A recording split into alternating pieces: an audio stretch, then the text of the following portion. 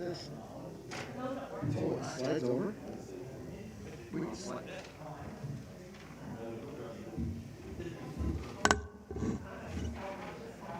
You gotta give you a little room. Shove yours this way.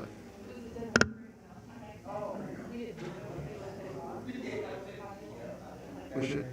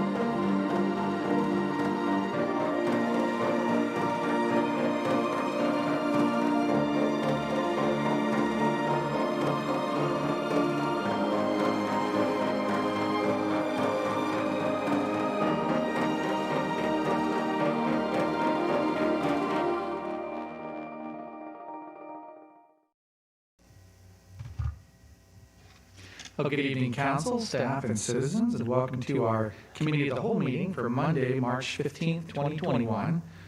Our first item tonight is a discussion of the mayor and administrator ordinance updates. We have 50 minutes devoted to that tonight, and then after that will be the Main Street traffic study. So starting us off with the administrator and mayor ordinance updates, Attorney Kevin Rogers is with us.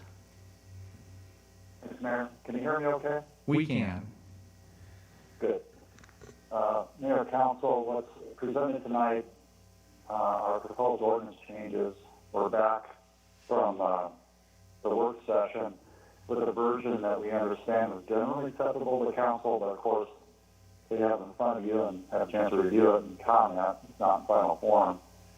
What these changes represent are, remember what I said before, is state code allows council to define the duties of the city officers, including the mayor and city administrator, as long as it's consistent with state law. And so what these proposed changes do are they're obviously hopefully consistent with state laws. Also, they sort of eliminate some archaic language that's no longer needed, provides clarification of the duties, make sure it's understood which duties are in which column, mayor and city administrator. Also, to reflect basically actual practice. And you'll notice as well that these proposed changes are very narrow in scope. They address just the mayor duties and corresponding city administrator duties. And so the message we got from council from previous discussions is that's the focus council wanted, and so that's what's being presented. And so I'm not going to read through these with you, obviously, but I'd like to hit some high points, and please feel free to jump in anytime you want. When we're talking about mayor's duties, there's a lot of language there, some of it unnecessary, some of it archaic, but it boiled down to the mayor being chief executive officer and has the power to oversee all functions and operations of the city, basically taken from state code, that general statement. Some of the other highlights in the mayor duties, the supervision and evaluation of the performance of the city administrator, that was taken from the discussion during work session. I think we believe that's where council was with that, and it sort of clarifies how that works precisely. And also there's some clarification language on meeting agendas to make sure council's wishes come forward. Also clarification of veto, and then when a reconsideration of veto would come forward, that's taken directly from state code. Some other highlights. The budget item, which would be the new sub 6 of 2-187, there was some discussion about preparing, and so I think where council landed was just simply a statement of the mayor submitting to the council the budget. Also some clarification about Mayor Pro Tem, and this is something that wasn't in the code previously. It establishes a 1-year term for Mayor Pro Tem.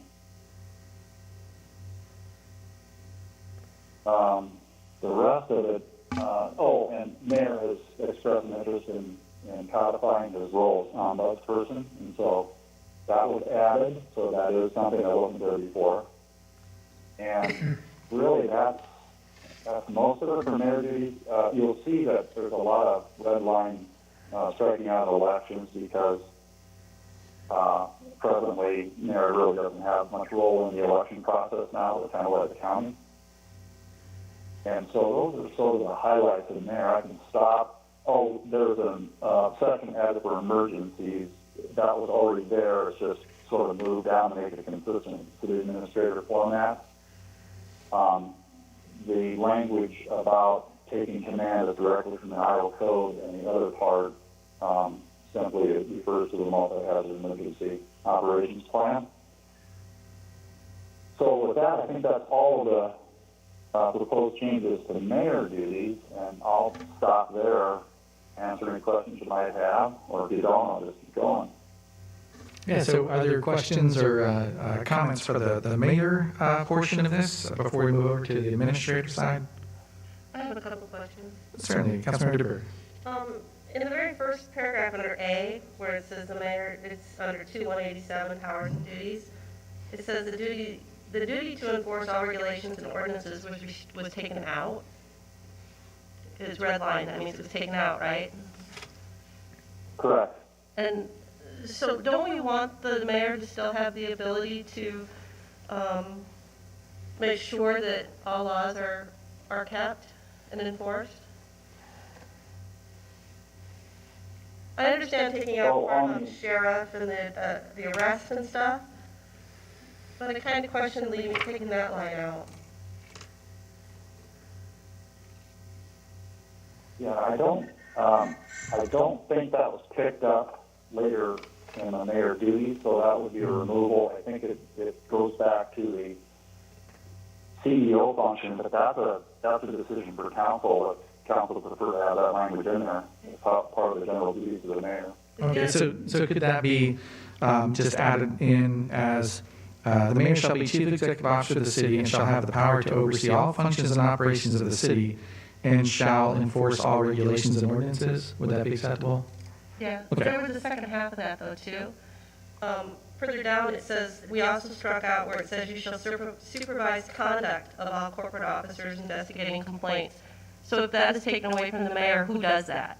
Well, that's included back in the ombudsman part. Further down, it says under 9 on page 5, it says, "The mayor shall act as the ombudsman for the city and address complaints and concerns regarding the operation and activities of the municipal government and its officers." So would that satisfy that concern that it's captured? So that means it doesn't say it, but does that specifically mean then that it also investigates complaints? Yes. Well, it says address. It could be an investigation. It could be any matter of resolutions, review, that sort of thing. It seemed like that was kind of an important duty, and I just wanted to make sure it wasn't omitted. Oh, certainly. And I'm going to take that proposed change on regulations of ordinances, and so that would be incorporated in the, I should have mentioned, the version that will come back to regular council meeting and once we get to the end of this process tonight. So the regulations and ordinances part of sub A will be in the version that comes to you for formal approval. Okay, other comments or thoughts about the mayor's part? Mr. Mayor. Yes, Councilor Cyrus. I was kind of skeptical.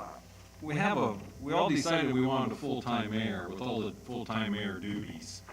I'd like our mayor to oversee all department heads and actually be responsible to the citizens who elected him. I think that's one of our basic things that we should always look towards, is not giving any sort of responsibilities to people who aren't elected. They need to have an overseer who is responsible to the voters. Now, I looked through this and found some things that I disagreed with, because I don't believe we should ever give away powers of a mayor without the vote of the people. Now, I know we represent the people, all of us, but I also ran this by my attorney. And he said, after he read through all this, he said the mayor basically will be a figurehead, and the city administrator is vested with all the power and responsibilities for running the city. He directs and supervises all departments, is responsible for economic development, and can hire and fire anyone in the city other than the mayor. So that was running it by my attorney after I had had problems with it. And I think we should tread cautiously when the voters wanted a full-time mayor, the council said they wanted a full-time mayor, and I believe we're giving away to an elected official, whoever it might be at the time, powers that I believe need to stay with the mayor. And that's what I think. Mayor, Councilor Miller. I think the piece that got left out there is that everyone is, the council is in charge of the community in that regard. So it's not like Mr. Gaines or somebody else sitting in the city administrator role can go do whatever they want. They're accountable to us as a council, the 7 of us who are elected by the people. So that's a pretty important piece to not be included in there. And they're accountable, the administrator is accountable to the mayor. To the mayor as To well. ensure that the government's being executed in the way that the council has decreed or prescribed.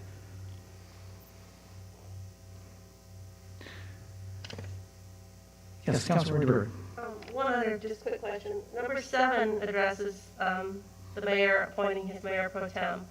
And I assume the new number 4, where it talks about approving members to city boards and commissions, does that also address committees? We always, in the history, at least that I know, we always had a separate mayor pro tem and an ad chair. So would the administration chair be under number 4? I actually think that's a separate part of the code of ordinances as far as appointing committee chairs.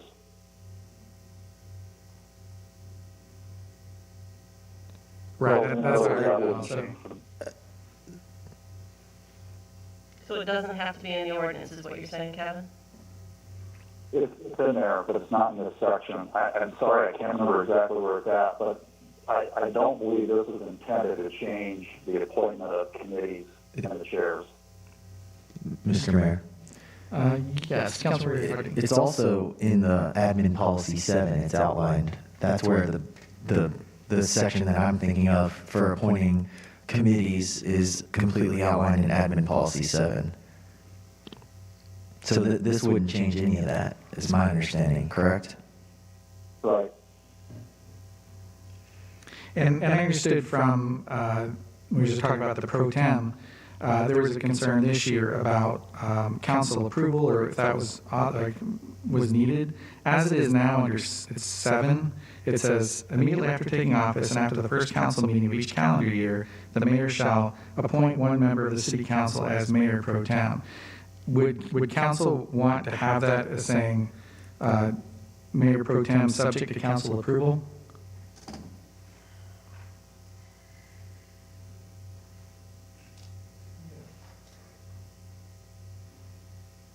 Yes.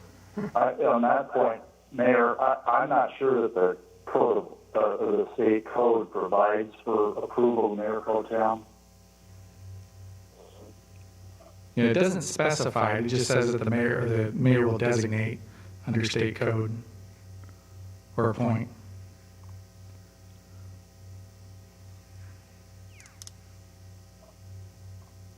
Mr. Mayor? Yes. So let's see, it was number 5 and now it's number 4. Okay, so I guess the main thing that I've heard from citizens as they've reached out to me is they want to tread very lightly and they want to know that the mayor is representing them. And I'm not saying that you're not. I'm just saying that when we're making these changes, that's what I've heard on hesitation, is that they want to make sure there's nothing taken away as far as when they elect the mayor is the one, making the decision or representing them, I should say, representing our city. So I guess the part where it says the mayor shall represent the city in all negotiations properly entered into in accordance with the law or ordinance, why would we take that out? And I'm truly just asking, is it that doesn't happen? Like, I guess people are wondering, who do I go to if I have a concern? And I think what I'm getting from folks is they want to know they can go to the mayor, and I know that the council votes and all that, but they want to know they can go to the mayor with a concern and address the mayor, and then I guess then their concerns go to the proper places, be it staff or council or whomever. Certainly. So I guess I just bring that apart. And for Attorney Rogers, can you talk a bit about the negotiations aspect? Yeah, the negotiations referred to there would be negotiations to enter into contracts and also labor negotiations, and currently the mayor doesn't exercise those functions. Okay. So it's truly just a reflection of current practice. But the point about going to the mayor, certainly that hasn't changed here. Somebody has a concern about city operations. Certainly none of this would change the ability of residents to go to the mayor. Those concerns. Yeah, and also, I'd like to go back to. Oh, go ahead. Sorry, go ahead. I was just going to say that a question raised by Councilmember DeBoer about committee appointments. That's in Section 2-68. It's not referenced here, but clearly that's not going to change. I just wanted to make sure. So it's in, as Councilmember Harvey mentioned, it's in admin policy, but it's also right in code of ordinances. So that's not going to change with this. And to Councilmember Dunn's question or concern about the mayor authority or the public being able to go to the mayor, that's a key part, one, of the ombudsman role. the public, council member, staff member can come to me at any time to question government operations or issue a complaint.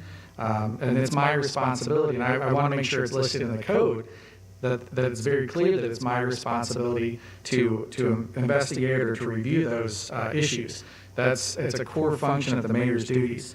And then especially looking at that first item of being the chief executive officer, by Iowa law, there's only one chief executive officer.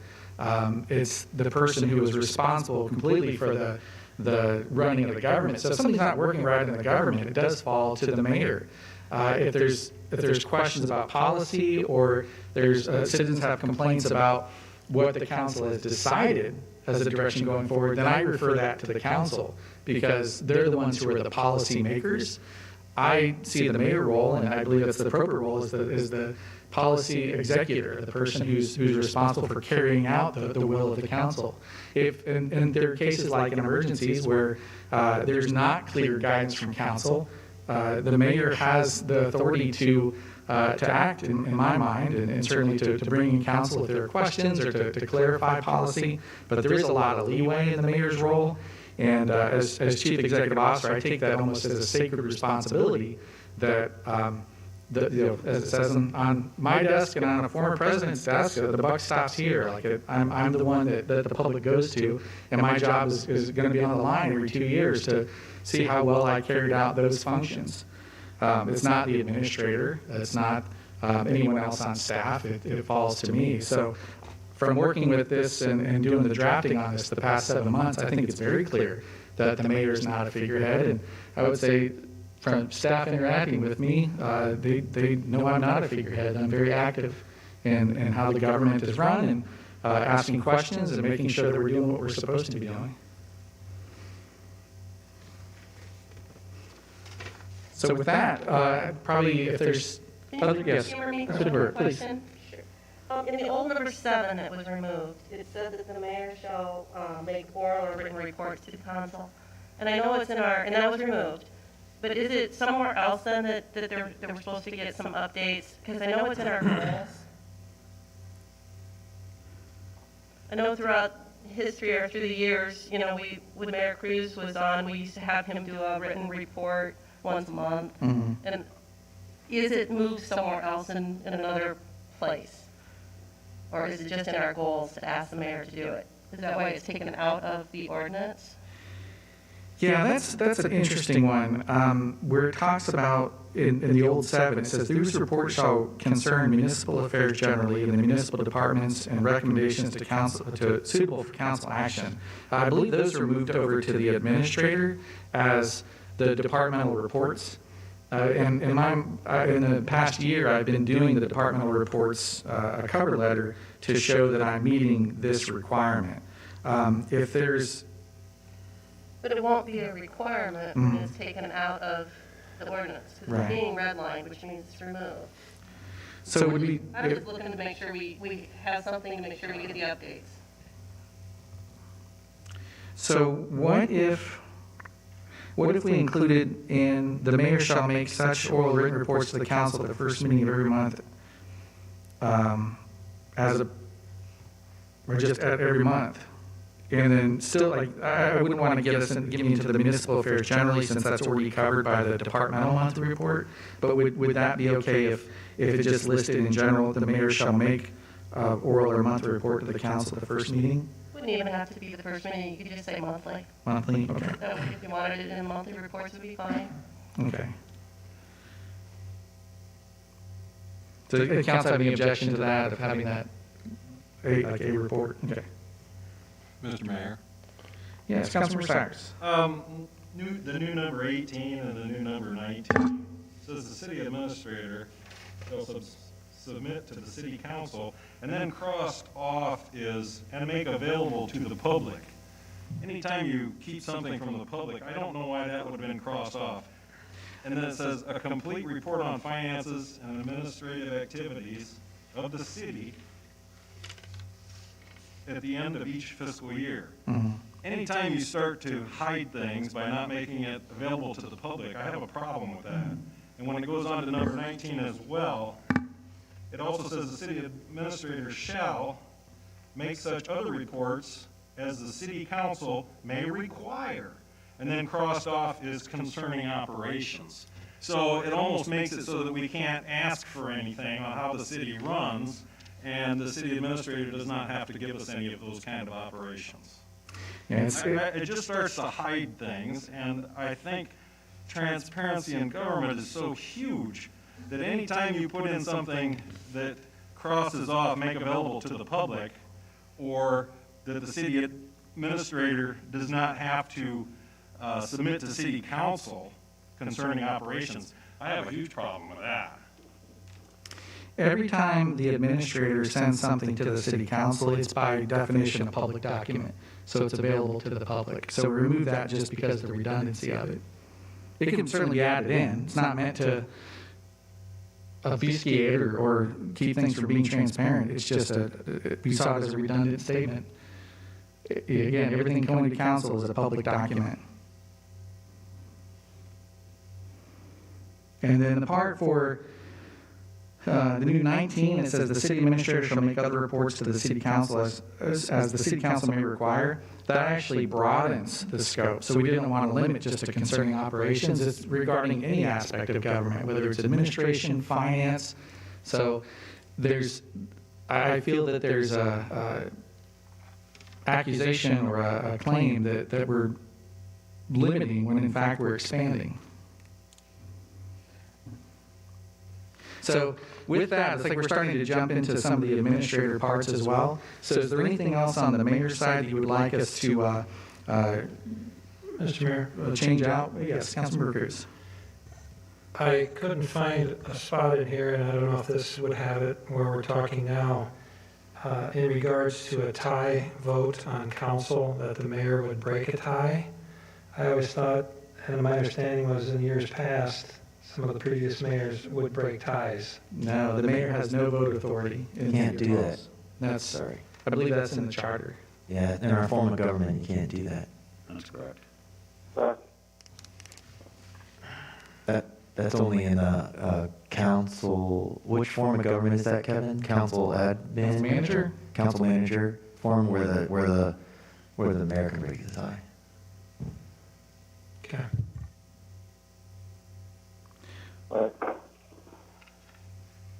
Okay, so I think we're safe moving forward into the administrator section.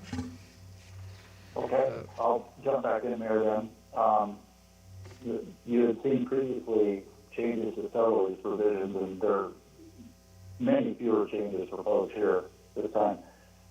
You'll see at 2-217, it's highlighted, this is merely a redundancy. It's not, it doesn't hurt to have the supervision of the city administrator here, but it's already listed as a duty of the mayor. It can be both places. It's just whatever council is comfortable with. I would say if we retain it, I'd like to conform the language a little closer to the mayor duties. They're not exactly precisely lined up, so I'd conform it if council wishes to just keep it in both places. I'd probably recommend keeping the last sentence in so a city administrator coming in many years in the future would know that they could seek a closed meeting to discuss. But other than that, this is strictly a matter of what council is comfortable with. I have a question on that. Yes, please, It Councilmember. says specifically that the mayor shall prepare the annual performance evaluation, but it seems like every year we get a evaluation form we're requested to fill out. So is that a council duty or the mayor duty? Or why are we given the evaluation to complete if it's the mayor's duty? Well, at least for me, I've only done it one time, and I felt it is very important to have council input on that final evaluation, and I use that very closely to make the final report or the final evaluation. I don't think that it's not listed as being required, and I think it should be. And in the new version, it does say with council input on the mayor section. So it says, the mayor shall supervise and evaluate the performance of the city administrator with input of the council. And that's one of the other very important roles that I believe the mayor has in ensuring that the government's running properly, is to have that, like basically the reins over the administrator. And I feel it would be missing quite a bit of information if I didn't take very extensive council input for that. And so that would be a conforming change if council desires to keep that section in, just what was referenced. Okay. But council can go either way on it too. This version or the mayor version of the above. I don't think it needs to be duplicated. I think it's sufficient, and I do like that the council is involved in that. To make it clear in the document that Yeah, the council should be absolutely. or must be. Is it, quick question, would it ever pose a conflict? Because in the mayor section, it says with council input, and with the supervisor section, it doesn't. Could the administrator then request that council doesn't put their input in because it's under his section, it doesn't say council input? It's got to be the same. Exactly. Yeah. That would be if it were retained, we'd make those conforming language. So we should go with the mayor's version, correct? That's what I would support. And if we just said that, sorry. If we keep it, we'd want to make sure they conform.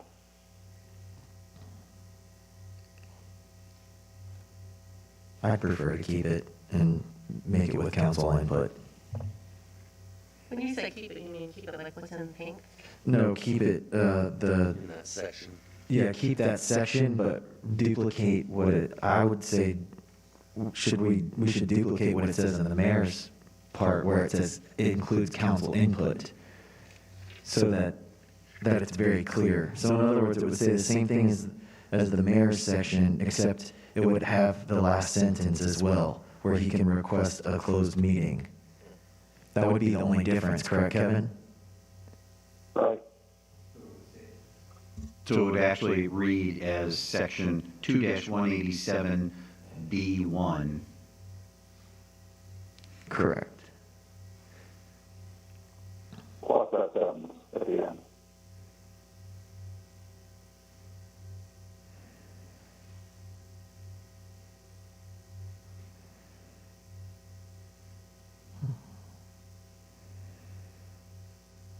Right now, I'm hearing leaving it in as changed as it's discussed. So I'll go forward. Okay, thank you, Kevin. And then the power and duties to the administrator. This is going to be a short explanation because there were very few actual changes. There's seemed like a lot of duplication, especially when it came to employees. And so those were eliminated. More of a format change than anything else.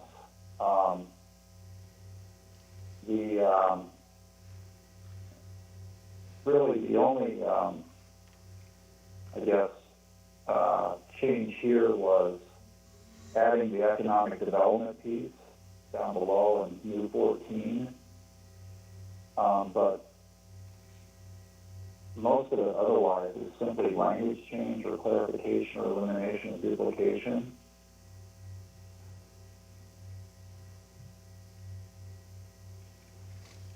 And so I really don't have much to add unless there's any specific questions here.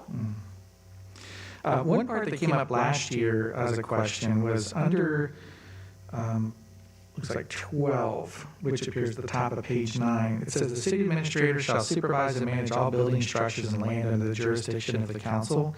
And there was I just want to clarify for council, when there was the closure of the buildings due to COVID, that originally I had made basically, it wasn't a proclamation, but I just made a statement right before spring break and said buildings will be closed, signed my name on it as a memo. But in here, it looks that the city administrator, being that supervises and manages all buildings, closures and things like that would fall under the administrator rather than directly the mayor. Now, as CEO, I could override or I could require differences. If that is that kind of how you see it, Mr. Gaines? Absolutely. Anything that's under the city administrator's duties, the mayor as CEO can insert himself. and say, hey, I'm actually going to take this function over. But it's not, it seems like that was more a expectation that the administrator was going to make that decision based on information, and certainly kept me advised that it was going to happen when we had later closures. So yes, Councilmember Cyrus. Let's have that in writing then, that it says that the mayor can insert himself and can override in any situation he needs to. That should be in there somewhere. The CEO can insert himself wherever he needs to and can override the city administrator. That should be in there because you're the elected official. That sounds like, actually, that's the definition of a chief executive officer.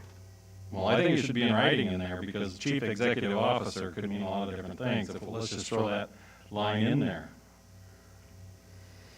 I would agree with that. It says the power to oversee all functions and operations of the city. So that's ultimate authority over functions and operations of the city.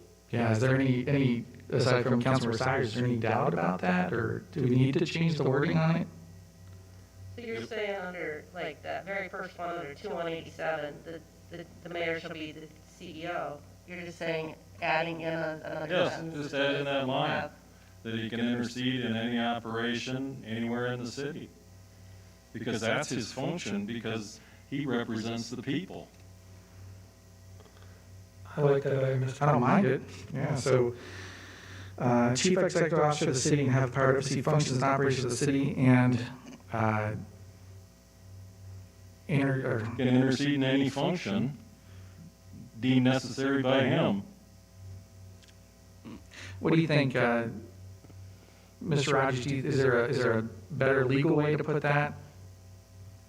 For some reason, the term intercede kind of throws me. Can direct the operations of the city government at any time, something like that.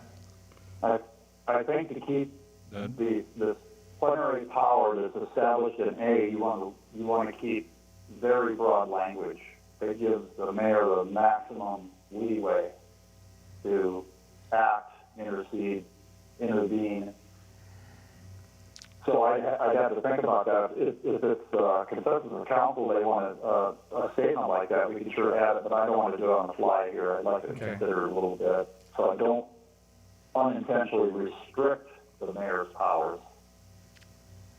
Mr. Mayor, Yes, Councilor Roddy. what if we ask Kevin to say, the mayor shall be the chief executive officer of the city and shall have the power to oversee all functions and operations of the city, and then the next sentence kind of was a broad example of what the powers of the chief executive officer are? Is that too limiting, Kevin? Or are we kind of... Well, once you start providing examples, though, you Well, not an example, just a broad definition of chief executive officer duties include... I don't like the including because then it's part of limiting. Like, I have control of everything under council direction. Like, I can't violate the law. I have to do everything in accordance with how the law is written.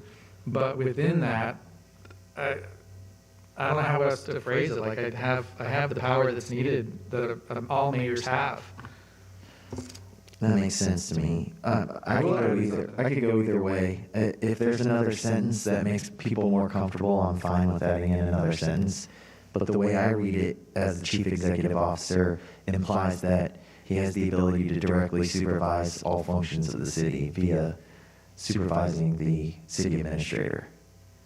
It's a good philosophical question, because in directing the operations of the government, I likely still will give the instructions to the administrator to carry out for the most part. There are times too when if there's a question, if it's like a police question or something like that, I might reach out to the department directly and I'll CC the administrator just so he knows what's going on. But I don't anticipate that I would directly supervise staff. But not only oversee, but be able to function with all the power of a mayor, also with all the powers of the city administrator. The city administrator should just be an extension of the mayor. The mayor should have all these powers because he's the elected official. We shouldn't delegate functions over to a city administrator. The elected official should always be the top. Well, that's a philosophical question, and it really ties back to when I wasn't here when the ordinance was created for the administrator, but there were specific responsibilities given to the administrator or assigned to the administrator to carry out, and if everything is simply the administrator as basically like a chief of staff is what it sounds like you're talking about. Exactly. But that's not how council approved it. Right. So it's not up to me to make that decision, that's up to council. If I may, playing the devil's advocate there, say you get a mayor who wants to override the city administrator's directive to Public Works. How does that play out, Kevin? And I think I do agree that just listing it as CEO leaves it broad enough that it leaves enough room for a different person, a different mayor to come in and interpret that the way that they want without being limited to. So, but in regards to the other side of that, how does that play out, Kevin? If you have a mayor that's going against council directive, overriding the administrator, how does it play out? Not great, I imagine. A situation we never want to face, but,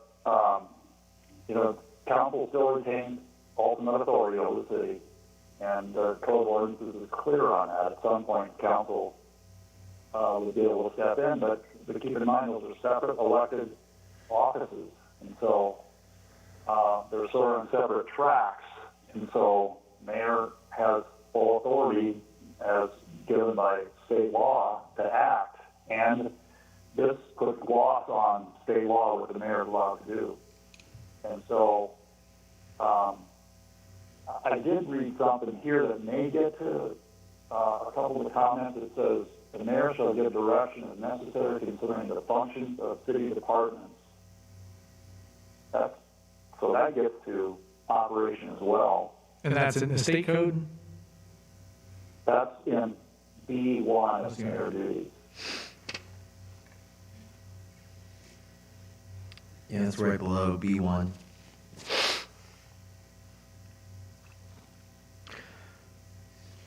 I understand the concept, and I want to be careful about it so as not to unintentionally limit the mayor's powers by sort of trying to define them. Mm-hmm. But I'll do whatever council wishes. Try to add a sentence, bring it back, whatever council wishes to. Well, I think to your point, I'm just telling you, the way I interpret that opening sentence, that's very broad power. and to your point, I don't want to limit what the mayor can do either, because elected people, each one of us has a role to play, but also I would like to safeguard against somebody. I mean, as we see every day, somebody could come in and turn this upside down pretty easily. And I like the idea of there being checks and balances to each one of these roles, both for the administrator, both for the mayor, and for the council for that matter. Mr. Mayor. Yes, Councilor. I agree 100%. I'm just trying to always err on the side of elected officials. That's what I'm always trying to do, because we're the ones that represent the voters, and that's our most important duty, is what I believe. So I always try and err on that side. Councilor. And I think that's what Kevin and everyone is trying to do, is by being as broad as possible. That's how I read it. The broader we are and the less we define it, the more open it is in a legal sense, that the power is all-encompassing rather than narrow in scope to include only these things. So I'd definitely be okay with leaving it more broad and open. And that was the philosophy on some of these changes. If you look at, I think it's the second to last page on 24, it says, the city administrator shall cooperate with, render, give assistance requested by, and as Kevin and I were looking through this, it specifically said Sartori Memorial Hospital Board of Directors, Board of Trustees, and we just said, well, why would you limit it to just that? Just change it to be all the city's authorized boards, commissions, or committees, and just make the ordinances as broadly interpretable as possible while still providing some specificity so that we know what we're supposed to do. And I feel like this version has captured that very well, and with a couple of additions that we talked about, it'll make it even better. And you'll note too, the city administrator part is more focused, intentionally so, to limit those duties. Okay, so we have about 10 more minutes in our time budget for this item. What other things do we need to talk about before we can make the revisions and bring this forward for a council meeting? Mayor. Yes, Councilmember Miller. Kevin, on number 6, formerly number 6, now number 5, all of those departments were taken out, and I believe because they are covered under number 1, the administrator shall direct and supervise all departments, correct? Precisely, that was exactly one of the changes. That was just duplication. Yep.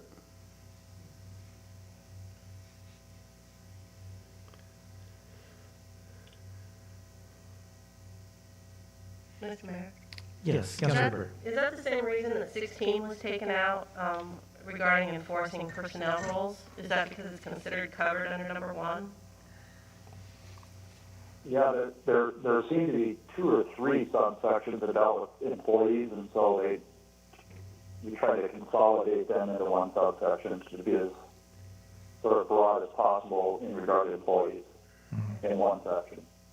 Yeah, and for item 16, where it said, develop, administer, and enforce personnel rules and regulations for employees, that's now under item 5, which says the city administrator shall be directly responsible to the mayor and the council for development, administration, enforcement, and proper function of policies, including but not limited to, and that item be personnel policies. So that's all lumped together under that. I just want to make sure it wasn't just omitted. Yes, thank you. I mean, you probably discussed it when I wasn't here at the hospital, but I just wanted to make sure. Thank you.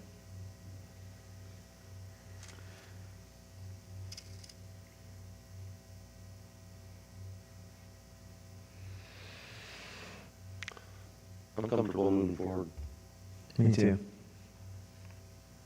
Okay, so we have enough information to, and actually, I wanted to clarify that first part, because I don't think I got a consensus on it for the mayor pro tem and having that, well, I guess we have to check with the state, right? Attorney Rogers, to see if that's something that the council can. If the council does have the authority to approve, would you want that to be included? I don't have a preference either way. I certainly want to be accountable to the council if it's listed in. I think it's got to be in a council packet somewhere, does it not, for council approval? Well, it's a receive and file now, but an actual approval like board or commission member or like police chief, it doesn't say that now. So it's just a receive and file. It can go either way, but I mean, a council member can vote against it if they make their point known, I think, even as a receive and file. But it could politicize it some to a negative degree within council if it's an approval as opposed to a receive and file. But I could go either way with it. I mean, it's not a make or break for the ordinances. Yeah, it could be one for addressing in the future. If you want to move forward, I certainly understand that for Mayor Pro Tem. Okay, well, I think that wraps up this section. Can I ask one? Yes, please, Councilor Bird. Under the very last item about vacancy and acting city administrator, it says that how you'd have to reappoint someone, but would that person then be approved by the council, or is the council completely left out of that selection of who would replace a city administrator, or if they were incapable or incapacitated? Yeah, that's an interesting question. It's a little different from the acting police chief, where with that, when we assigned Captain Birdie to be the acting police chief, that was expected to be for a certain amount of time. As I understand, Kevin, was that a requirement under city code? So that's a much more formal process than the administrator's temporary replacement. So is there any problem with the council being part of that or having an approval, any legal? Yeah, so if we can add That'll be that. what we're concerned. Yeah, because we have to approve any director, so that's why I was questioning whether it would have council approval on that as well. Well, it would change it a little bit then, because as it's written, and I think that's even the current practice, is it says, the city administrator shall appoint a department director to be the acting city administrator. And we haven't really done that, at least during my time, where somebody's appointed, like if you're on vacation or going to be gone for a while, it's just sort of somebody's taking over that duty. Yeah, that's a good question. If it's something that's going to be an extended absence or incapacity, that we would want to have somebody in that position for a longer term. Yeah, that's what I read as if it was long-term. Yeah. Mayor, what I would suggest is that you define what that term would be. So what is a limited term, and then anything that would extend, whether it's a temporary or permanent, that the council would be the approval. So maybe something like if expected for more than 14 days or something like that, then the council would designate or appoint acting. Or maybe 3 weeks if it's a vacation, depending on how long the vacation is. I mean, Okay. Okay, great. So we'll add that in to have the council be the approver. And maybe then I have to, as the mayor, I'd have to be the one to appoint. So it wouldn't be just the administrator saying who he wants to have in that spot temporarily. It would be the mayor does or appointing, bringing it to council, council approves. if it's long-term. Super. Okay. Excellent. Well, thank you very much for the great discussion tonight. Any final thoughts before we move I on have to the one next thing. item? I just had a quick clarification on language. I just saw it on the go here. In section 2-223, we say absence or incapacity. I'd like to move that back to absence or inability. That's what the Mayor Pro Tem section says, and that's actually Code of Iowa language. I just wanted to point that out, if that's okay with council. So strike the part about incapacity and state inability instead? Yes. Okay. Right, that's what I request.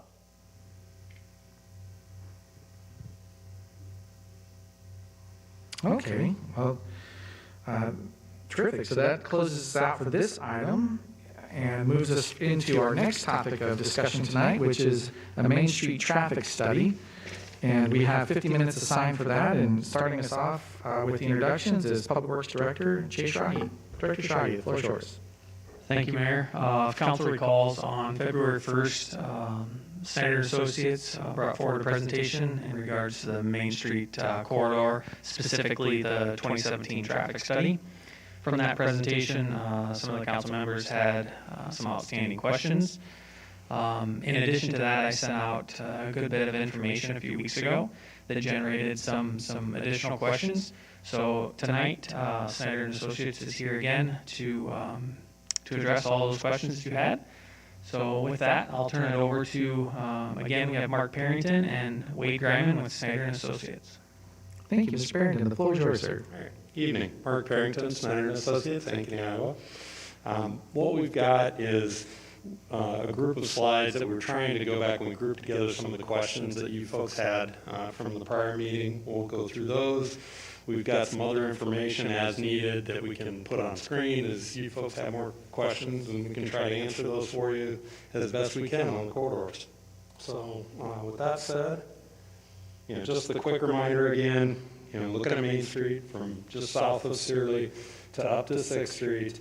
And this is a follow-up to the study done in 2017 and the last work session here on February 1st. Remind you again of the recommendations we made coming out of that. Essentially looking at taking the corridor from what it is today, four-lane corridor, a few intersections in there with a little more, but changing it into a 3-lane corridor with a through lane in each direction and a 2-way left turn lane at intersections. And also looking at the bike lane accommodation from 6th to Searly, and then we were talking about roundabouts for safety and efficiency at 12th, 18th, and Searly as well. Just a quick reminder, that's that 3-lane cross section as it would generally fit through the corridor. This is the what we put together. It's kind of based on the same curb to curb through most of the corridor. From the questions you had at your first work session, we basically saw those as they were related to safety benefits. We had some discussion about signals versus roundabouts. The corridor lanes, 4-lane, 3-lane, and there was even one about possible boulevard that we looked at as an alternative. And then the bike accommodation and the committee input from them. And then really a lot of questions that were related to the alternative costs. You know, what goes in, what's the net difference on some things if you do one option versus the other option. And then the public input that was part of the 2017 effort. Okay, real quick, as a reminder on roundabouts, essentially in that top graphic you see there in the upper right, the conflicts you have in an intersection is a traditional intersection. It could be a 4-way stop control, 2-way stop, or a traffic signal versus a roundabout, and essentially how you reduce the number of conflicts by a multiplier of 4. So we go from 32 total conflicts at an intersection down to 8. And then down below in the lower graphic in the lower right, you see pedestrian conflicts in there. Essentially for pedestrians trying to cross an intersection, with this being mostly a neighborhood-based corridor, those cut in half when you're dealing with roundabouts. And the other thing is there's a greater likelihood that the speed of a vehicle through a roundabout will be slower, and therefore any pedestrian conflict with vehicle usually it ends up being a much safer event. Reduction overall with crash potential, with roundabouts, all crashes, every kind that might occur at an intersection, we see about a 35% reduction. Severe injury crashes, which really result as a function of broadside crashes at an intersection, those are reduced by as much as 76%. And obviously we'll get a lot of benefit on delay and idling and things like that versus people waiting at a traffic signal. So essentially a big improvement in overall efficiency of how it works. You get traffic calming benefits with it, just kind of slowing people down through the corridor. They keep moving, but yet, we don't take people through there on high of a speed. And there's some other things, again, the pedestrian crossings, and those get better. And certainly we get rid of idling, we improve our emissions and pollutants. So when we talk about that, I looked at the corridor, and again, just some general numbers, but this is just through the intersections, but at each intersection over the past 10 years out there, there's the occurrence of crashes at the intersection. So averaging around a little more than six an intersection as you go through there, and if you apply those benefits that we expect to receive with the roundabouts, we'll reduce that down to 4 or a little less per intersection. We've got each of the intersections laid out. We showed these to you at the prior meeting. We've just put a little more definition there on the right where you see a roundabout. The red lines also represent the property lines, right-of-way lines out there. This was a new one that was asked at the prior meeting on the 1st, which was, what about a roundabout at 6th Street? Could that be possible? And the upper left is the intersection at 6th, and the over to the right kind of shows how the roundabout stamps in there. We wanted to show you the north leg of it. If you notice up here, that says you're starting to come out of your downtown, the curvilinear road through there with the offsets to the parking. This, again, there'd be some work here to adjust this and make this fit in. But what you really see are some of the impacts in the other corners at this intersection. This corner, the convenience store, there's the canopy roof to the fuel pumps. And you can see, that's the outer black line there would be like the sidewalk path area going around, but you can see how far that moves in on that. And we can go into each of these a little more if you have some more questions. 12th, we showed you a roundabout layout on there versus the traditional intersection, how that lays out. 18th Street, again, where the fire station is located, and the good thing there is 3 of the 4 corners, everything but the southeast corner, this corner, is city right away, so we're working with, city property there. And then Searly, how it fits in at Searly, and again, we've got probably the main thing there is the creek on the south leg with the box culvert under the road that we'd have to work around. But again, some reminder there, we can go back to any of these with questions. So then talking about the corridor as a whole, the safety benefits, the 4-lane to 3-lane. Again, very simple in these pictures of just, going from the basic four lanes across there versus if you go to 3 with the center left turn lane. And again, what this helps portray too is when you do this, you usually have room left over if you just think about that curb to curb. And so that's some of what has led to the discussion and the thoughts about, okay, to use some of this leftover space for the bike lanes. And again, what we see with the safety benefits with the 4 to 3 lane conversions is anywhere from about a 19 to 47% reduction. That's everything, all crashes in general. Again, those are usually focused around left turn collisions, which are usually severe. Rear end collisions, because essentially instead of somebody like this green vehicle here, I know they can't turn left there, but if they were turning left, being sitting in that lane that another through vehicle may not see them, and you get a rear end collision that way. And then side swipes where people are kind of moving from lane to lane to avoid the turning traffic that might be waiting. So again, with that, we believe the other things we're going to get in the corridor is a traffic calming, a speed consistency, which is something that is very helpful to the safety benefits of the corridor. We get everybody going more uniform speed through there. It also helps with side streets. When you're crossing, you're worrying about, again, if you picture yourself sitting up here at 4 lane, you're worrying about 4 lanes moving traffic. If you sit here, you really only have the 2 through lanes because people in the middle, people in the middle will be clearly, know that they're turning left, maybe slowing down. The other thing it does is it helps pedestrians. Any pedestrians that want to cross at a location and they're beyond somewhere with, say, a roundabout or a traffic signal, usually when you're all done, they end up with a shorter distance to get across versus 4 lanes. So it's good for pedestrians as well. So again, we look at those safety benefits. When we look at the entire corridor from 6 to south of Cedar, we're averaging about 15 to 16 crashes a year in the corridor, and we have the potential to get that down kind of that 8 to 12 range when we're all done. So again, we get benefit out of this with the 4 lane to 3 lane. A question was asked about what about 4 lanes, but then roundabouts at the intersection. That was something that was brought up, and essentially the main points on that is just going back to we didn't really talk about the 4 lanes because the traffic volume demand out there, if you remember, about 10,000 vehicles a day.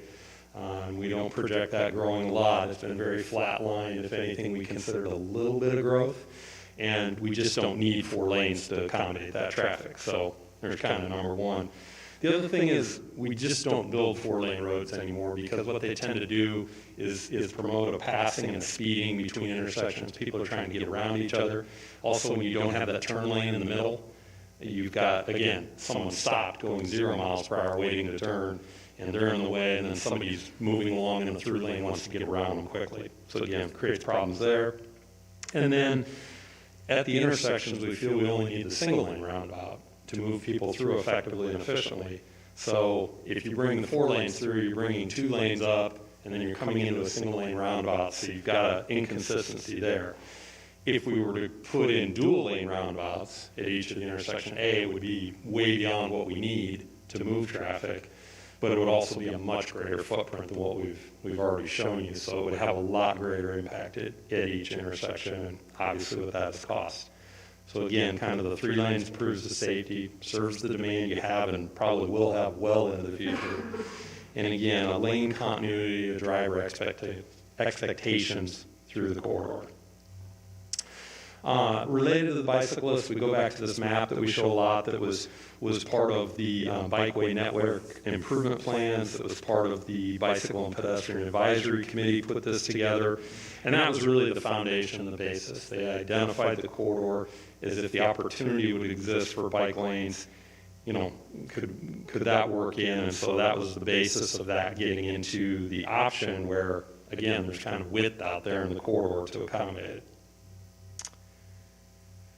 The other thoughts there are just, okay, lane, side paths. These are some of the, again, there's not a one solution is perfect for everything. There are different options. You've certainly got many side paths in town along some corridors. I've stood up here and talked to you before, when we were talking about Green Hill, we have a side path along that, but we don't have all the intersections with Green Hill, driveways, things of that nature. So that kind of works well with that higher speed corridor. Lanes, what you get is now you're separating bikes and peds. You actually improve the visibility for the bicyclists and the bicyclists of the traffic. They're traveling along with as they're on each side. Typically more experienced riders. You're not going to expect a child, a parent and a child to be out there necessarily in a bike lane. But it's also some additional width. That there's some things in that corridor we've talked about near some of the churches. There's some parking things on Sunday. There could be some opportunity to use some of that. And just rain events, things like that, to provide some room for extra drainage through there. The side paths we've kind of talked about before. A lot of things related to that, and that separates some bikes and vehicles, a greater range of riders perhaps, users in that. And there would be some potential for narrowing the roadway, but we'd have more conflicts with driveways and things through there, where they've actually studied and found from a bicyclist standpoint, those are more experienced riders, they actually have a greater visibility in those lanes, because as opposed to cars kind of pulling forward and then there's a bit of a conflict, they're out there really more like a vehicle is in the roadway, so it kind of tends to change that conflict. So a lot of crash factors on that, very limited. On what's out there. We don't begin to have, we talk about pedestrian crashes and bicycle crashes in our country, but they're still in a sense so isolated, we don't have a lot of really solid proven statistics as to reductions or what may occur. They're just so context sensitive to what a corridor is all about. Are the speeds higher? A lot of bicyclists, not a lot of bicyclists, pedestrians, things of that nature. So. And then there was a question about how bike lanes work at the roundabout. And generally what we're showing you here is that they are out in the street. So you just follow along here with the arrows down here at number 1. They're out in the street. And as you approach the roundabout, basically we take you off the street on the bike. And then there's really kind of a side path trail around the roundabout. You utilize the crosswalk. So you still have that good crossing location, a high visibility for the vehicle as well as for the user. Cross. Right back around, and then you just kind of re-enter into the street. And this is an example of one we designed not too long ago, where here's a roundabout, there are the bike lanes. You can see them by some parallel parking there on the left side. But you can see that bike lane just terminates and then pops up along the roundabout, and here's where it re-enters. So that's how we deal with bike lanes at a roundabout. So that I'm going to let Wade comment here on some of the costs. Thank you, Mark. Since there's 100 numbers on this presentation, I figured I'd make some notes so I don't mess something up, but appreciate the time tonight. As some of the discussions from our last meeting, there was a lot of discussion related to cost opinions and how those translate into each alternative. So before we get into the numbers, I would like to call your attention to footnote number 1. That the costs include only a certain segment of the improvements. We want to be consistent with what we laid out with the 2017 traffic study, where we compared directly the elements within the project that are going to change depending upon the alternative.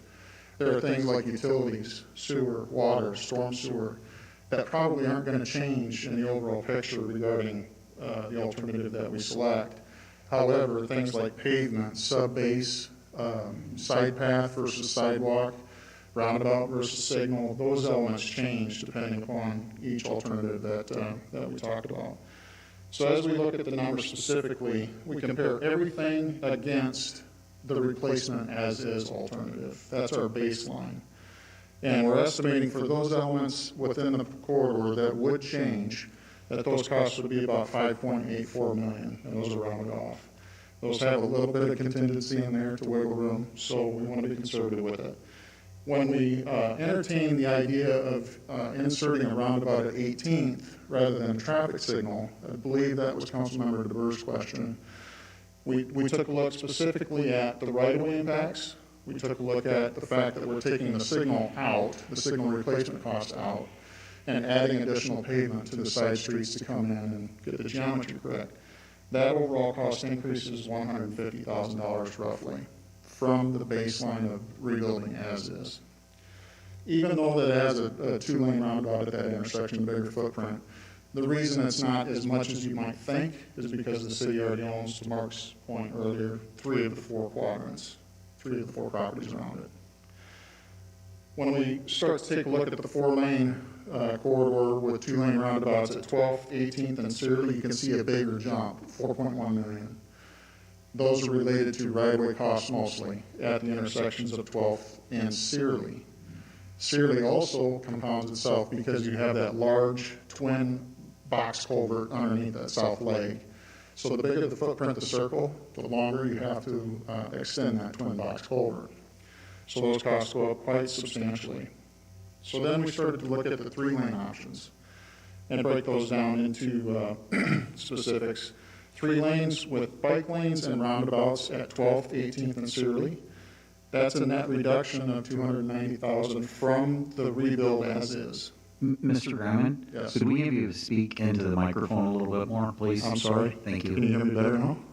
Well, I think some of it's on Zoom and on television. We're Okay. getting a couple of reports that people aren't able All to right. hear as well. Sorry, my apologies. When we take a look at the 3-lane with bike lanes and roundabouts at 12th, 18th, and Searly, that netted a reduction of $290,000 from the baseline of the 4-lane rebuild as is. When we inserted a roundabout at 6th, Mark touched on the right-of-way impacts associated specifically to that southwest quadrant or the corner for the convenience store. That starts to escalate those costs up there significantly. Another $1.4 million is estimated above the 4-lane. And then so forth with side path instead of bike lanes with roundabouts at 12th, 18th, and Searly, net reduction of $400,000. And then 3-lane with bike lanes and signals, that's a net reduction of $130,000.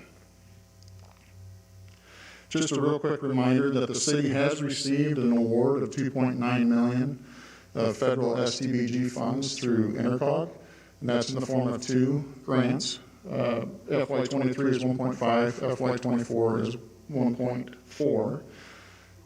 And just a real quick summary of the utilities costs and the other elements that aren't included in the prior slides numbers. Those are roughly around $4 million worth of value. And that also includes tree removals and such. This slide is similar to what it's exactly the same as what you saw before, the life cycle cost. I just wanted to reiterate that over the life of the pavement, which we're estimating to be 20 years, we designed those for longer than 20 years, but we're being conservative. The overall life cycle cost improvement for the 3-lane with roundabouts is about $11 million over that 20 years. So that would pay for the project in itself. And just to touch base, this is something we discussed a while back, but wanted to bring it back to this council, tree conflicts. When we construct a roadway with new curb and gutter, new utilities, we're digging down deep, we're getting a bigger footprint of impact. There's a number of trees within the corridor, and those trees are probably going to be impacted and need to be removed in order to improve the corridor to a level that we're showing. Similar to what we did on West First Street without that much retaining walls, but they're just too close to the curb and gutter. So we can plan for replacing some of those trees and shrubs within the corridor, within the cost. So that's something we just wanted to bring to your attention.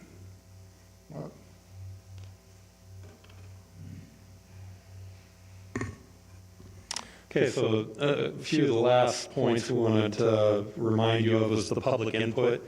There were questions about that, and it was hard to really go through. There was a lot to it. We forwarded the information to Chase, and I think he got it out to all of you. We had pages and pages of input from everybody, but just a reminder, we had a process, we had 2 meetings, we got a lot of in-person comments at those meetings. Several council members and all attended those meetings. We've got a lot of written feedback afterwards, and we had that all summarized. And all of that is in the prior technical report from 2017, if you're looking for it. And just as best I can, try to lay out some of the main items that seem to relate to the questions and things you had asked about, is that Overall, there was general support for the 3-lane. I'd call it kind of 3-1. It wasn't like we had a vote of hundreds or thousands of people, but from the input we received, that's generally how it laid out. The roundabouts at the time, it was about split, for and against. And, you know, I'd remind everybody of the context. This was about 2017. It was before you had worked on university, so people were still getting used to the idea. I think there was maybe the one roundabout in the community. So I think they were still getting used to the idea of it. So again, that was about even. There were some concerns about truck traffic south of the 18th, because we certainly get a few more commercial properties in there. In particular, Builder Select is in there, and, you know, I know they have a lot of deliveries of building product and all. But we talked to that individual quite a bit about how things would work. And then the sidewalk expansion, people like that idea just in general, because there certainly are pieces of the corridor where there is no sidewalk, and so that was well received. And then the question was asked about the reality of the 3-lane, bike lane or not, the 3-lane, there's some parking that is allowed on Sunday mornings. I think it's like 7 in the morning till 11 in the morning, or maybe even 1 o'clock. That's allowed in that outside lane, if you will, today. And so that would change a little bit, and, you know, there was some comment and concern about that. I know we tried to look at the numbers of that. It's not quite as many stalls. It's in that 7th to 11th range is where we need to keep that in mind. And there's still opportunities within design, you know, to do some specifics and think about some opportunities there to do things if that's what the council would wish. So those are kind of the things from the public input. Just go right back to that recommendation slide for all of you. Again, we just remind you again of the most efficient and safe way to go with the corridors, the 3-lane, the roundabout, safety, efficiency. The bike lanes, again, as a part of the adopted plan, was the main reason behind that. And, you know, we know that there's opportunity here for, we think, upwards of $500,000 additional funding for the corridor through a traffic safety improvement program the DOT has, that this is very eligible. So with that said, I know we've got other maps and drawings and things we can try to jump to quick if there's questions. I think we've covered enough, so we want to turn it over to you folks and let you have discussion and see what we can help answer. Okay, thank you, Mr. Barrington. And I'll open it up for council questions and comments. So, Councilmember Miller. Can you speak to, you had mentioned truck traffic south of 18th Street, and specifically in regards to Builder Select? What do you guys see with the 3-lane and truck traffic? I know he was very concerned about delays. You bet. Actually, yeah, I think I've got it. Let's see. Yeah. Right in there, I think is, I believe I have this right. Boulder Select is right in through here. There's 21st. And I guess, unfortunately, it kind of jumps across our slides. But And could you make that full size for us, Danny? Thank you. Help you guys? Okay. I think the main thing, we talked a lot, as far as turning in and out, doing the 3-lane over the 4-lane, that should make it just as easy for them to turn in and out. If anything, they're definitely already out away from the curb a little bit, or if we move the curb in. So if anything, it kind of opens up the turning in or out. There was the concern about, I believe I remember talking with them about, well, if you turn it in one lane each direction, it'll get a lot busier, so it'll be harder for a truck, you know, to, like, say, exit his site. And we looked at that and tried to look at the numbers, and again, short of going out there and blocking some lanes, we can't perfectly replicate it, but we looked at it and we felt like the delay is going to be very minimal, you know, a few seconds change in delay that would impact any truck traffic going in and out. I know we talked to them quite a bit about how many trucks they get a day, and there was information in our 2017 presentation on that. So again, easy for me to look at it and say, oh, don't worry, it'll be fine, but we really do believe it'll work as well. And the roundabouts, as far as them getting to the site, you know, coming from 18th or Searly, the roundabouts be designed to accommodate the trucks properly. Thank you. Councilmember Bird.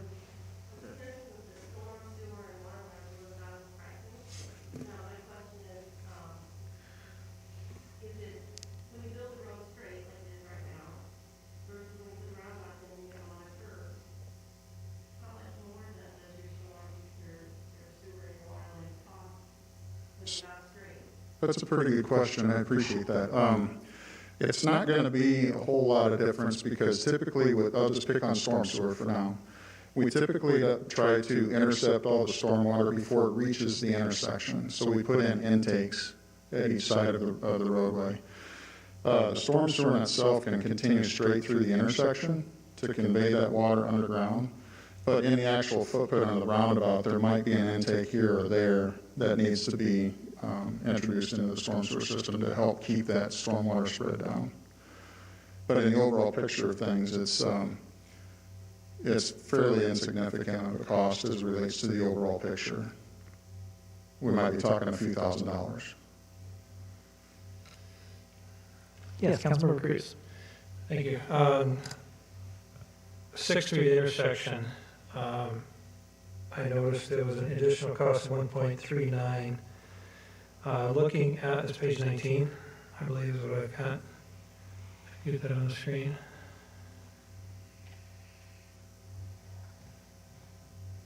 The actual diagram of the intersection is what I want to discuss. The intersection. Yeah, Page 19.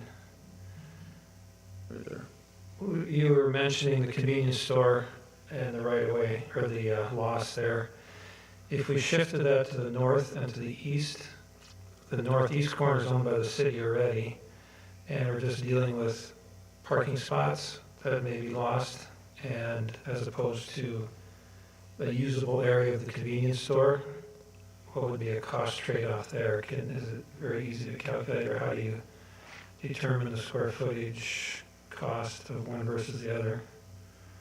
So from a geometric standpoint, it is entirely possible to slide that circle northeast into the parking for the library. So, yeah, it is. Okay.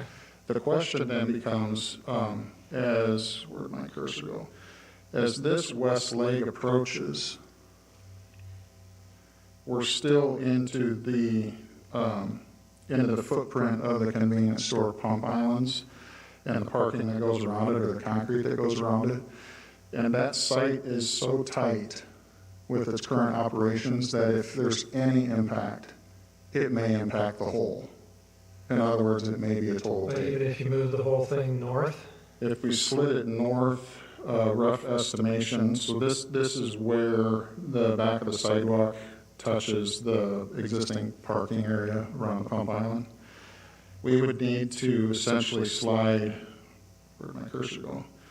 Slide the intersection this far east, and then also this far north. So the circle would probably be about right in here. Right. And that would take out roughly this amount of parking. Well, I guess I'm looking at the southeast edge there. You got that little concave circle there, and comparing that to the other side, it wouldn't look like it would take that much, but maybe it would.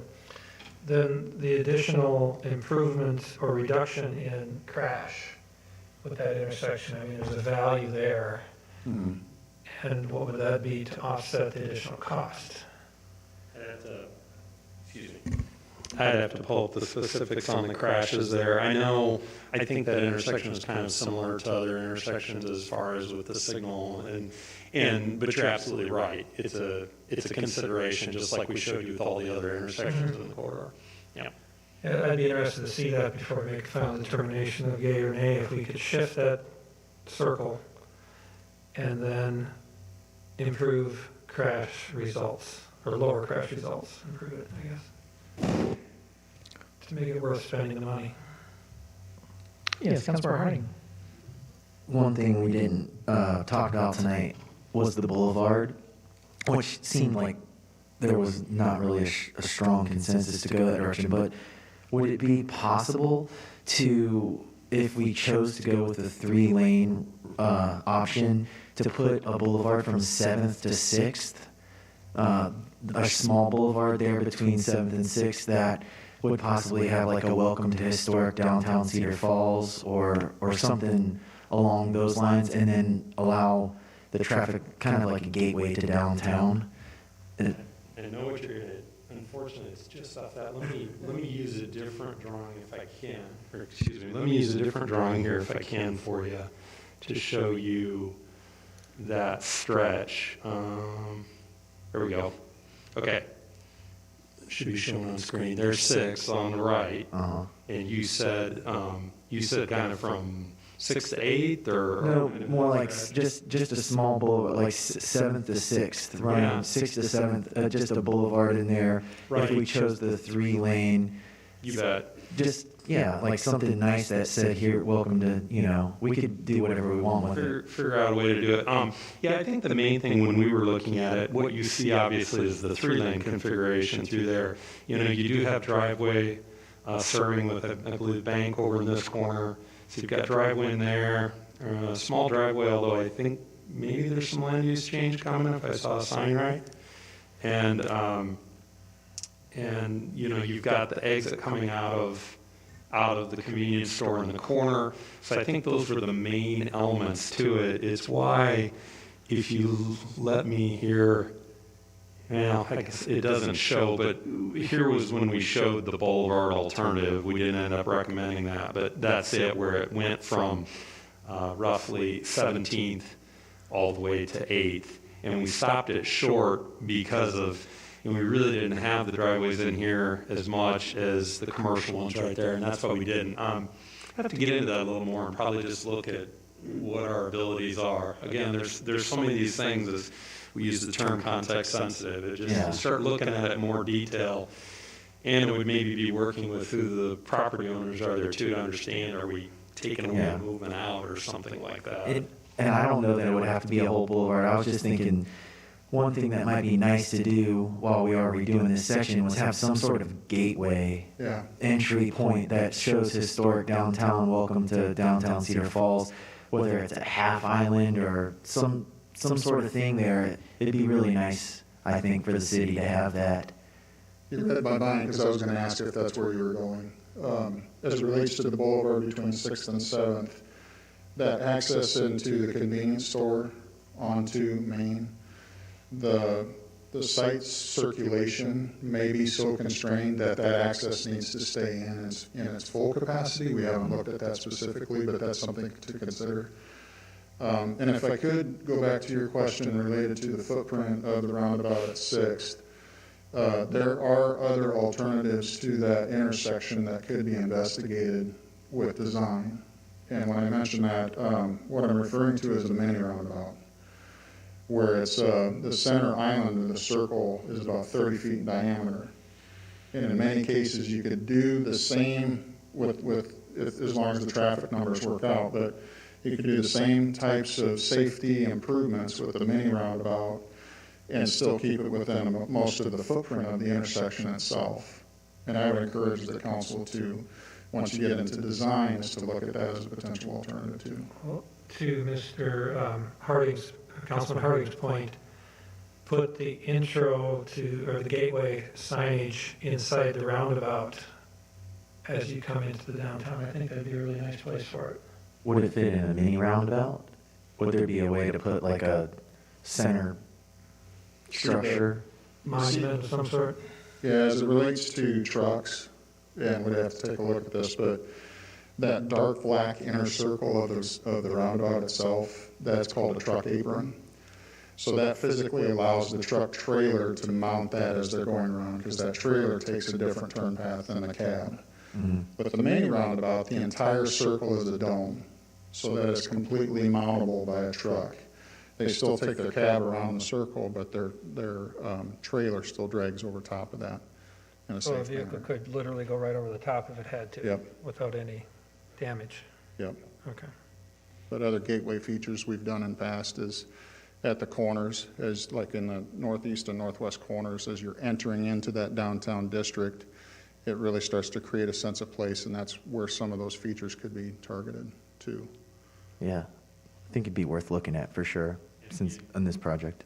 And again, you get the traffic calming benefit with a roundabout, even a mini roundabout, of slowing people down, which again, the transition to the downtown area, and all that you folks have going there, that's just really great with the pedestrians and the sidewalks and everything.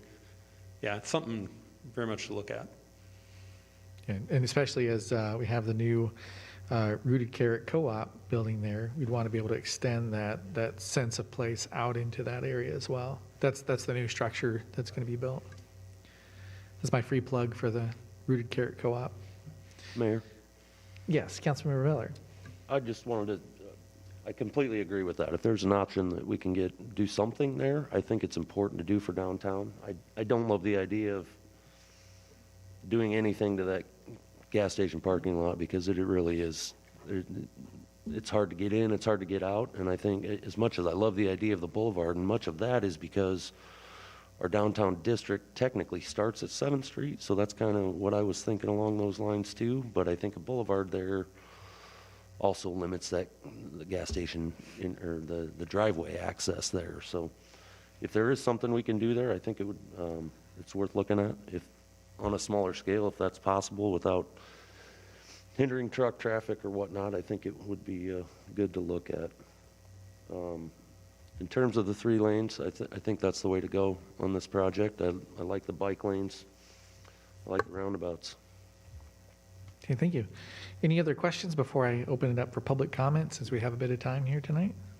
Yes, Councilmember DeBeer. I wonder if you could tell us what the width of the road is, or if it's a 4 Can you turn on your mic, Susan? Yeah, if it's a 4-lane, how wide would each of the lanes be? If it's a 3-lane, how wide would the lanes be if there's no bike lane? If there's no bike lanes? Or even with and without? So part of the goal of the corridor, which we've talked about before, is about speed maintenance, right?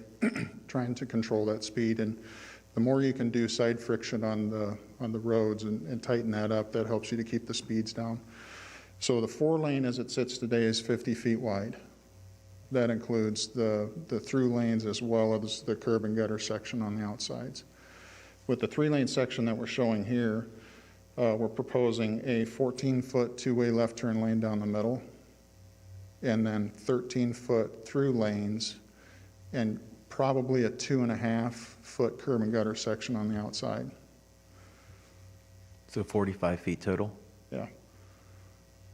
Yep. So with the current 50, just do the math for me, how wide are those lanes for the 4-lane? I assume it's probably a 2.5-foot curb?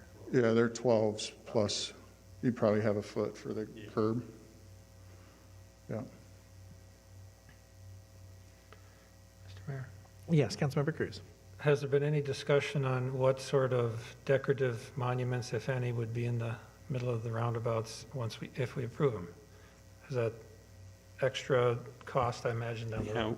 We had not looked in any of the streetscape. Those items will come before council in another committee presentation after we're into final design. Once you got the approved framework, and then you make it pretty after that, right?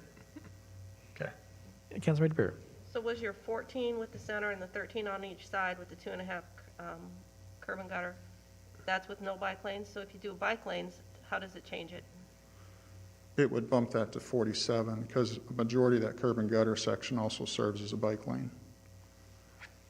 So it would be a net reduction of the width of 3 feet for the corridor total. Is that how they get the sidewalk in then? The sidewalk would, yeah, the sidewalks would be 5 foot on each side. Currently, there's 4 feet sidewalks on each side. We're proposing to bump that to 5 feet to be within current design standards.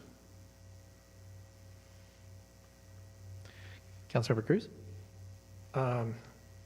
With the elimination potentially of the boulevard, which it sounds like we pretty much have eliminated, the turning lane can become the emergency vehicle lane when we have fire, ambulance, police. Is that the intent with that design?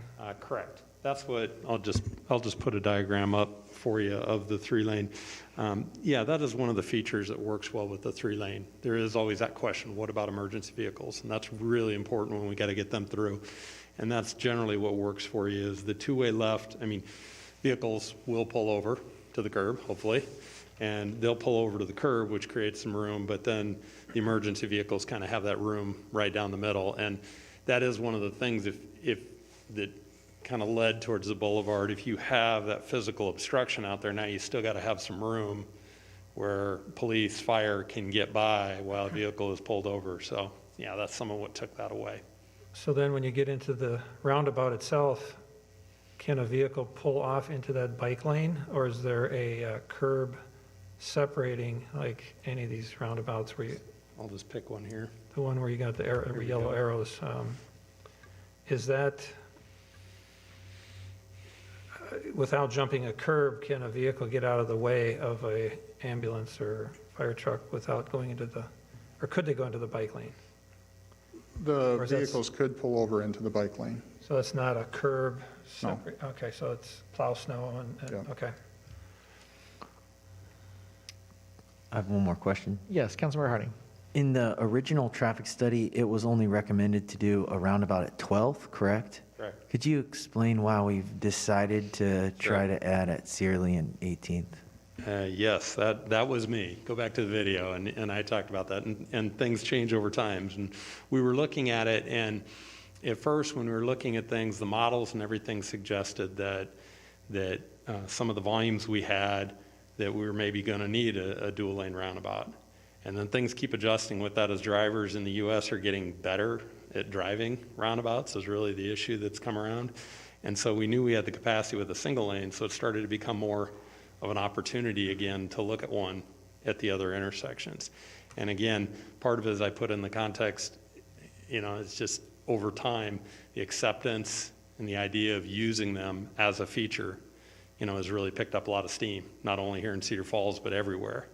And so, has it changed? Yeah, and I'm the guy who changed it, but, basically it is a safer and more efficient way to go.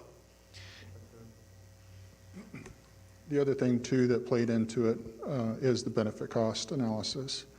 When we compounded the number of roundabouts, it really provided better corridor continuity and operations, and really started to see that net benefit expand. Thanks. And Mr. Parrington, could you speak just real briefly about the idea of the platooning of cars at intersections, like signalized intersections, and how so that perception can be? Yeah. Essentially, if we have an intersection, a corridor like you have, and with the signals today, that is what you tend to see at times. Is with the signals, we can't help it. We got to divide up the green, and so you may get a group, and especially when you have multiple lanes. We might get 4 or 6 vehicles stopped at a red light, then they release, and they tend to come through in a group. That's also what starts to create the speed variation. Everybody decides, okay, I want to outrace you to the next intersection. So you get more of that. What we really see is we start to get a single lane corridor, single through lane, if you will, in one direction, and the roundabouts as we just get kind of a smoothing of flow throughout the whole corridor. I haven't specifically been out to watch University, but you've all driven through it, I'm sure, and you see probably some different behavior out there and characteristics of the way it works. So I think that's what you'll see with that.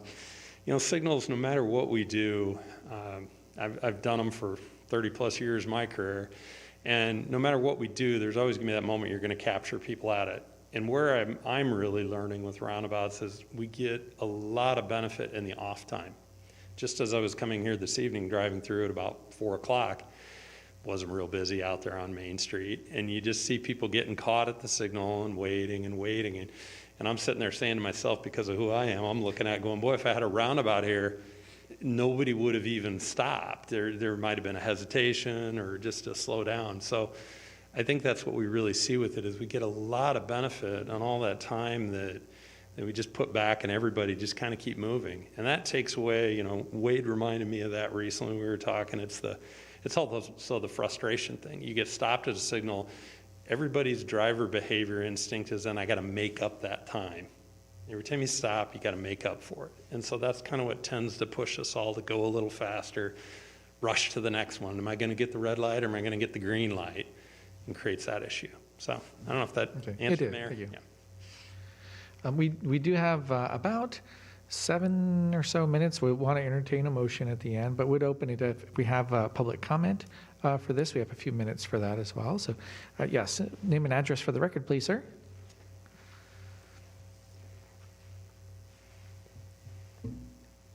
Hi, Andrew Schroll, 930 Newman Avenue. I'm serving as chair of the Bicycle and Pedestrian Advisory Committee, and I'm speaking today on behalf of the committee to reiterate our support for the inclusion of bicycling infrastructure in the reconstruction of Main Street. It's great to see the positive comments and questions today, so these comments are simply in support. Consultants and city staff have demonstrated that moving from 4 traffic lanes to 3 easily supports traffic volume, improves safety, and provides an opportunity to add bike lanes on Main Street. The Iowa DOT encourages these types of conversions and notes that walkability is also improved for pedestrians. What makes this situation special in the perspective of the committee is that we have the opportunity to both improve traffic safety and realize a critical corridor in the bike network on the same width of road as we have today. And a side note, if side paths are chosen rather than bike lanes, the trade-offs are as outlined by today's presentation.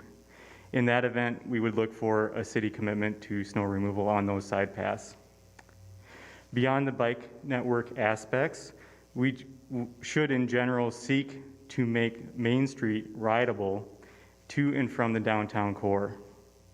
I've ridden on the current 4-lane road and feel much safer in my car than on my bike. I've ridden, I can vouch that myself and many others would use Main Street as a bike route if we improve over the 4-lane design. While Clay Street bike lanes and access to recreation trails are nearby, they serve different purposes than Main Street. Clay Street tends to serve local bike traffic in the neighborhoods west of Main Street. It's also a hilly route with an extra 22 feet of elevation gain from First to Searly compared to riding down Main Street. The recreation trails have limited access points and are less direct. From downtown to South Main Street at Green Hill, it's actually a full mile further on the recreation trails than riding on Main Street. When you're biking to get somewhere and not biking just for fun, this distance matters. Said another way, bicycle infrastructure is desirable on Main Street for the same reason that cars are driven on Main Street. It's convenient. It's a through street that provides better connectivity to businesses, and it supports the growing use of bicycling for transportation. We thank the council and city staff for the thought process and analysis going into this project. Cedar Falls has the opportunity for a visible bicycle and pedestrian infrastructure that is consistent with the downtown vision plan and of which we can be proud of as a community. Thank you. Thank you, Mr. Scholl. Any comments or speakers from the public on Zoom tonight? We have Roger. Okay, so Mr. White, if you just give name and address for the record, please, sir. Yes, can you hear me? Yes, sir, just fine. Okay, great. Roger White, 2303 Greenwood Avenue here in Cedar Falls. And while I'm also a member of the Bicycle Pedestrian Advisory Committee, I have previously chaired it back in 2017 when we looked at this more carefully and actually submitted the report to the council at that time. Now, my statement tonight, just like other travelers, bicyclists prefer the most direct feasible route when commuting between destinations. Between the commercial residential areas of the downtown parkade and the new trail and commercial areas along University Avenue, Main Street is the direct route. With a speed limit of 35 miles per hour over much of this distance and the fact that most vehicles are exceeding the speed limit now, plus the poor condition of the roadway surface currently, cyclists are hesitant to ride Main Street. For that reason, any traffic studies will not identify bicycle traffic on the road as it is. It would be unreasonable to use that as a criteria. The suggested alternatives that we've heard to Main Street, bike lanes, are not continuous nor connected. The Sherrills, for example, on State Street terminate when the street itself ends at Waterloo Road. The Clay Street bike lane ends at 15th Street. Clay Street itself ends at Searly Boulevard. Washington Street was suggested. It disappears for a couple of blocks between 18th and 20th, and it also terminates at Searly. None of these suggested alternatives are a route all the way to University or beyond. All of the suggested alternatives have one or more hills, as Andrew pointed out, that slow bicycle traffic even discourage some potential riders. Bicycle accommodations on Main Street will be popular and well used when properly constructed. Another alternative suggested is the multi-use recreational trail that is east of Main Street. And as Andrew said, it has a different purpose. That trail has been closed and barricaded for lengthy periods the past few years, first for sewer construction going south at 18th Street, and then for levee reconstruction from downtown to Washington Park. Currently, the trail is barricaded again for construction just west of Waterloo Road. In addition, the trail is impassable whenever the Cedar River rises and backs up into Dry Run Creek. That floods the underpasses at Waterloo Road, 18th Street, and Searly Boulevard, as well as the dip or the dry stream crossing behind Mulligan's. After the water recedes, it takes several days for the silt and mud to dry and for the city to clear the path. During these periods, the trail is impassable also. Finally, the city does not maintain this trail during the winter, so bicycle traffic is not possible until spring, fall. Dedicated bike lanes along Main Street are the correct answer, and we urge, I urge personally, and we as a committee urge that they be adopted. Let the staff recommendation be accepted. Thank you very much for your attention and for your hard work on this really difficult but yet worthwhile issue. Well, thank you, Mr. White. And 0467. Okay, 0467, name and address for the record, please, sir, or ma'am. Yes, Jim Skane, 2215 Clay Street. Hey, Mr. Skane, go ahead, sir. I have listened to the arguments for the bike lanes, and I've listened to why there is a need for roundabouts, but the people who present didn't indicate the costs. Roundabouts do not calm traffic, they slow traffic down. And in slowing the traffic down, oftentimes they double the time it takes to get from one place to another. On Main Street, on University, if you go from Main Street down to Progress, it used to take 2.5 minutes. Now you cannot do it in less than 5. So for them to argue that the calming effect makes them more efficient, the calming effect makes them less efficient, and it is really, and of course, they sidestep the business about cost, but the costs are at least 5 to 6 times what the cost would be if it's a optimized traffic light. So over and over again, we're told that making the streets